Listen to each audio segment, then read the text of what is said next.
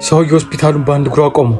ዶክተሮቹ ተሯሩጠው ወደ ሰርጀሪ ክፍል አስገብተው ወዲያው ቀዶ ጥገና ካደረጉለት በኋላ እስኪነቃ ጠብቀው ላይ ያለው የንክሻ ጠባሳ ለየት ስላለባቸው እንዴት እንዲህ ሊሆን እንደቻለና ምን እንደነከሰው ጠየቁት። እሱም ዝቅ ባለ ድምፅ ሰፈራችን በሚገኝ ፒትቦል በሚባል ውሻ ነው የተነከስኩት ብለው መለሰላቸው። ዶክተሮቹ ግን አላመኑት። ምናልባት ፈርቶ ሊሆን ይችላል ብለው ገመቱ። አንዱ ዶክተር ፖሊስ ጋር ደውሎ ምናልባት አውሬ ከተማ ውስጥ ገብቶ ሊሆን ይችላል፣ ታካሚያችን ላይ ያለው ጠባሳ የውሻ ንክሻ ነው ቢልም ከውሻ ጥርስ ስፋት ግን ይበልጣል ብለው አመልክቶ መኖሪያ አድራሻውን ጨምሮ ነገራቸው። ፖሊሶቹም ለፍተሻ ወደሚኖርበት አፓርትመንት ሄደው ሲያንኳኩ ምንም መልስ የለም። ተስፋ ቆርጦ ሊመለሱ ሲሉ የሚያጓራ ድምፅና እቃዎች ሲወድቁ ሰሙ። ደንግጠው ከእሱ አጠገብ በሚገኘው ጎረቤት ቤት ገብተው ለየት ያለ ድምፅ እንደሰሙና ግድግዳው ላይ ጉድጓድ በትንሹ እንደሚበሱት ነግረውት በሱት። አነስ ያለች ካሜራ አምጥተው አሾልኮ ሲመለከቱ የሲያበሪያን ዝርያ የሚባል ነብር አዩ። ይሄ ነብር እዚህ አፓርትመንት ውስጥ እንዴት ሊገባ ቻለ?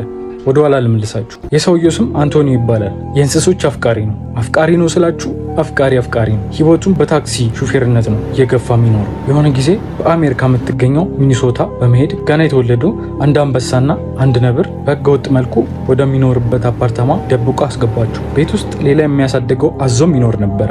አንበሳው ብዙ አልቆየ፣ ባልታወቀ በሽታ ሞተ። ከነብሩ ጋር ግን ጓደኛ ሆኑ። ይላፋሉ፣ ይጫወታሉ።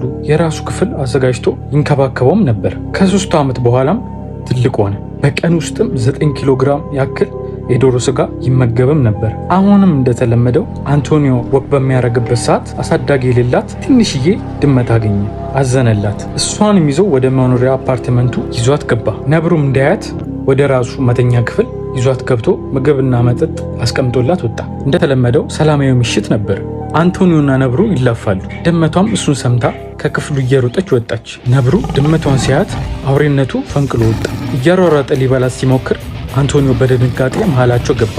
ነብሩም እዚህ ጋር ነው ትከሻውንና ጉልበቱን የነከሰው። ድመቷም ተደበቀች። ነብሩ አንቶኒዮ እየጮኸ ሲያየው ደንግጦ ወደ ክፍሉ ገብቶ ቁጭ አለ። እዚህ ጋር ነው አንቶኒዮ አምቡላንስ ጠርቶ ወደ ሆስፒታል ሄደው እንዲያወስዱበትም ፈርቶ ስለነበር ውሻ ነው የነከሰኝ ያላቸው። ወደ ፖሊሶቹ ደግሞ ልመልሳችሁ። ነብሩን ከዛ ቤት ለማስወጣት እቅድ ማቀድ ጀመሩ። የአፓርትመንቱ የአደጋ መውጫ የመጨረሻ ደረጃ ላይ ገመድ አስረው አንዱን ፖሊስ ወገቡ ላይ አስረው ወደ አንቶኒዮ መስኮት እየሳቡ አስወጡት። ፖሊሱም በያዘው የማደንዘዣ ሽጉጥ ተኩሶ ወገቡን አለው። ነብሩም ተናዶ ቤት ውስጥ እየተሯሯጠ ፖሊሱ በሚገኝበት መስኮት መታገል ጀመረ። ይሄ ነው ትክክለኛ ፎቶ። ነገር ግን ብዙ አልቆየም። እየደከመው መሬት ላይ ወደቀ። ፖሊሶቹም አፓርትመንቱ ውስጥ ገብተው ነብሩንና አዞውን ይዘዋቸው ወጡ።